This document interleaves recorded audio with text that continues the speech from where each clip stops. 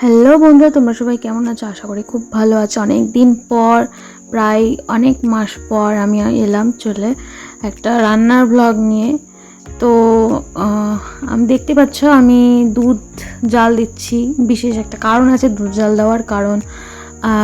আমি আজকে তোমাদের আইসক্রিমের রেসিপি শেখাবো, যে আমি ঘরোয়া আইসক্রিম কী করে বানাই। একদম দোকানের মতো স্বাদ হয়, খেতেও খুব ভালো হয়। তোমরাও ট্রাই করতে পারো আমার মতো। প্রথমে 1 সের দুধ নিয়ে নিয়েছি। 1 সের দুধ জাল দিতে দিতে অনেকটাই ঘন হয়ে যাবে, অনেকটাই শুকিয়ে যাবে, সেই জন্য একটু বেশি করেই দুধ নেওয়া হয়েছে। ভালো করে এই দুধটা, পাতলা দুধটা মানে জাল দিয়ে দিয়ে দিয়ে দিয়ে ঘন করতে হবে। তো দেখতে পাচ্ছ যে দুধটা যতক্ষণ না লাল হচ্ছে আর যতক্ষণ না শুকোচ্ছে ততক্ষণ ভালো করে হিট কম দিয়ে জাল দিতে হবে। যখন দেখবে দুধটা শুকিয়ে গেছে বা একটু কমে আসছে বা লাল হয়ে যাচ্ছে দুধটা, তখন বুঝতে পারবে যে দুধটা হয়ে গেছে। তো আমার দুধটা হতে হতেই আমি এখানে কিছুটা মানে ফ্লেভারের জন্য, আইসক্রিম ফ্লেভারের জন্য আমি অ্যাড করছি 4-3টে এলাচ, ছোট সাদা এলাচ। তো আমি দুধের মধ্যে দিয়ে ভালো করে আরও জাল দিব দুধটা। তোমরা বুঝতে পারছো তো, দুধটা অনেকটা কমে এসেছে। তো আরও দুধটা শুকোবে, ততক্ষণ শুকোতে থাক। আমি এখানে একটু জাফরান দিয়ে দিচ্ছি কালারের জন্য। হালকা একটু ইয়েলো কালার হয়, দেখতে ভালো লাগে আইসক্রিমে। তো জাল দিতে দিতে দেখতে পাচ্ছ আরও কমে এসেছে। তো এটা আরও লাস্টে কমবে, তোমরা দেখতে পাবে। তো আমি এখানে টেস্টের জন্য আমুল দুধ দিচ্ছি।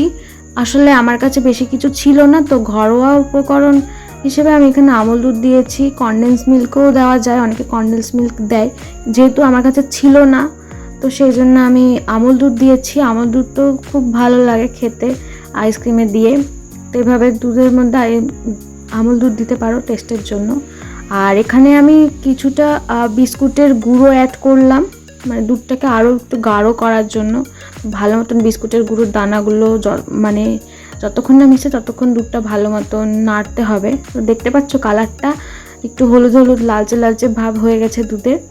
তো এই দেখো চারিদিকে দুধের স্বর জমতে শুরু করেছে, একটু ক্ষীর ভাব হয়েছে দুধটা। আরও ভালো মতন দুধটা জমবে বলছি কেন, আর একটু ভালো মতো শুকোবে।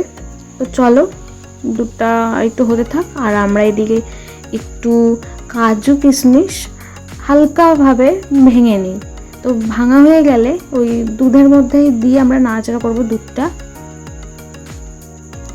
যতক্ষণ না দুধ শুকোচ্ছে ততক্ষণ এভাবে দুধটা জাল দিতে হবে। ভালো মতন জাল দিচ্ছি, দেখো দুধের কালারটা কত সুন্দর হয়েছিল। আর ওই টাইমে দুধের যে সেন্টটা, ওটা তো অসাধারণ, কি বলবো, আর সেন্টটা মনে হচ্ছে এমনি খেয়ে নিই। তো আইসক্রিমের শেষে চিনি ছাড়া তো আইসক্রিম অসম্পূর্ণ, তো আমি চিনি অ্যাড করে দিলাম। চিনি অ্যাড করে নাড়াচাড়া করে ভালো মতন হালকা করে ঠান্ডা করে নিয়েছিলাম। বেশি গরম তো ফ্রিজে জমানো যাবে না, তো আমি ঠান্ডা করে হালকা আমি টিফিন বাটির মধ্যে ভালো মতন জমিয়ে দিয়েছি। এই টিফিন বাটিতে জমাবো। তো উপরে একটু মানে গার্নিশ করলাম জাফরান দিয়ে, যাতে দেখতে ভালো লাগে। টিফিন বক্স ধরে আমি ডিপ ফ্রিজে ঢুকিয়ে দিচ্ছি 2-3 ঘন্টার জন্য। তারপর আমি পরের দিন খুলে দেখাবো তোমাদেরকে যে আইসক্রিমটা কতটা সুন্দর হয়েছিল আর কতটা টেস্টি হয়েছিল।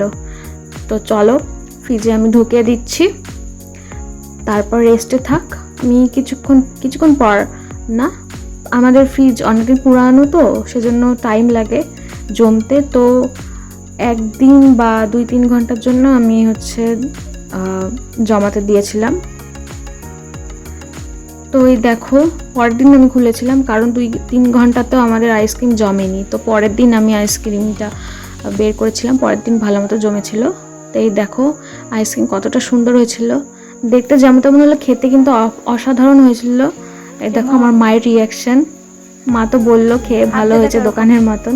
তো চলো তোমরাও একদিন করে দেখতে পারো।